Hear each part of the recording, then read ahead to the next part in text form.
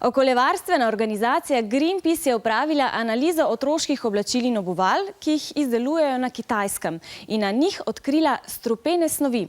To so nevarne kemikalije, ki lahko škodijo zdravju in okolju.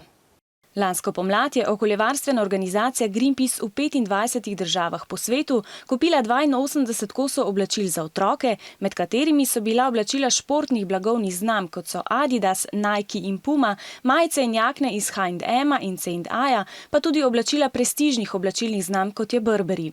Njihova skupna lastnost je, da so bila narejena v tovarnah na Kitajskem. Organizacijo Greenpeace je zanimalo, ali oblačila morda vsebujejo nevarne kemikalije. Analizirali so jih v posebnih laboratorijih, prav pri vseh so našli kemikalije, ki so lahko nevarne za zdravje otrok in za naravo. In prav te kemikalije prihajajo v stik s kožo, vdihavamo jih, včasih pridejo tudi do sluznice, torej da jo zaužijemo, in v tej smeri pravzaprav prihaja do posledic.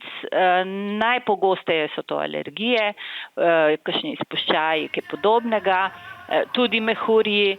Ta oblačila je mogoče kupiti tudi pri nas. Oblačila se danes prodajajo po celem svetu tako rekoč enaka. Pri nas so praktično enake možnosti za nakup bolj in manj poškodovanih, če tako rečemo, tekstilnih izdelkov. Strupene kemikalije na novih oblačilih odstranimo s pranjem. Vsekakor toplo priporočam oprati vsak izdelek na najvišji možni temperaturi, ki jo izdelek prenese, še novega. Nekateri proizvajalci, med njimi tudi Nike, Adidas, H&M, Zara, so že zagotovili, da bodo kemikalije odstranili iz oblačil.